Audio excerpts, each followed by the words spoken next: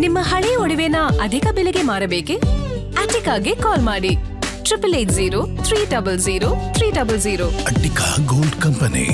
ಇತ್ತೀಚೆಗೆ ನಟಿ ಕೃಷಿ ತಾಪಂಡ ಗೆಳೆಯ ವೈಶಾಖ್ ಆತ್ಮಹತ್ಯೆ ಕೇಸ್ಗೆ ಸಂಬಂಧಪಟ್ಟಂತೆ ಅಂತೂ ಇಂತೂ ಈ ವಿಚಾರಕ್ಕೆ ಸಂಬಂಧಪಟ್ಟಂತೆ ಕೃಷಿ ತಾಪಂಡ ಅವರು ಒಂದು ಪೋಸ್ಟ್ ಮೂಲಕ ಮೌನ ಮುರಿದಿದ್ದಾರೆ.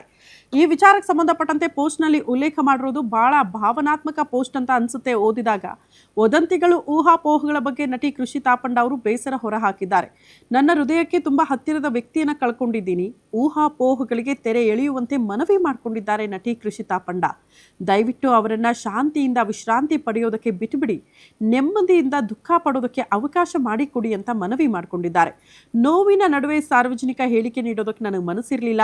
ವದಂತಿಗಳು, ಪ್ರಶ್ನೆಗಳು ಮತ್ತು ಒತ್ತಡದ ಕಾರಣದಿಂದಲೇ ಮೌನವಾಗಿದೆ. ನನ್ನ ಹೃದಯಕ್ಕೆ ಹತ್ತಿರವಾಗಿದ್ದ ವ್ಯಕ್ತಿಯನ್ನ ನಾನು ಕಳ್ಕೊಂಡಿದ್ದೀನಿ. ಈ ನಷ್ಟವನ್ನ ಇನ್ನು ಅರಗಿಸ್ಕೊಳ್ಳೋದಕ್ಕೆ ಸಾಧ್ಯ ಆಗ್ತಾ ಇಲ್ಲ. ಒಬ್ಬರ ಸಾವನ್ನ ಕಥೆಯಾಗಿ ಪರಿವರ್ತಿಸುವ ಪ್ರಯತ್ನ ಆಗ್ತಾ ಇದೆ. ನಿಮ್ಮ ಪ್ರತಿಕ್ರಿಯೆ ಏನು ಎಂಬ ಪ್ರಶ್ನೆಗಳ ಬದಲು ಮಾನವೀಯತೆ ತೋರಿಸಿ. ದುಃಖದಲ್ಲಿರೋರ ನೋವನ್ನ ಜಗತ್ತಿಗೆ ಸಮರ್ಥಿಸಿಕೊಳ್ಬೇಕಾಗಿಲ್ಲ. ಮೃತರ ಕುಟುಂಬ, ಸ್ನೇಹಿತರು, ಕುಟುಂಬದ ಖಾಸಗಿತನಕ್ಕೆ ಗೌರವ ಕೊಡಿ. ಒಬ್ಬರ ಕಣ್ಣೀರಿಗೆ ಕಾರಣ ಆಗಬೇಡಿ. ಮೃತರ ಆತ್ಮಕ್ಕೆ ಶಾಂತಿ ಸಿಗಲು ಬಿಡಿ. ದಯವಿಟ್ಟು ಇದನ್ನ ಇಲ್ಲಿಗೆ ನಿಲ್ಲಿಸ್ಬಿಡಿ ಅಂತ ನಟಿ ಕೃಷಿ ತಾಪಂಡ ಭಾವನಾತ್ಮಕವಾಗಿ ಪೋಸ್ಟ್ ಹಾಕಿದ್ದಾರೆ.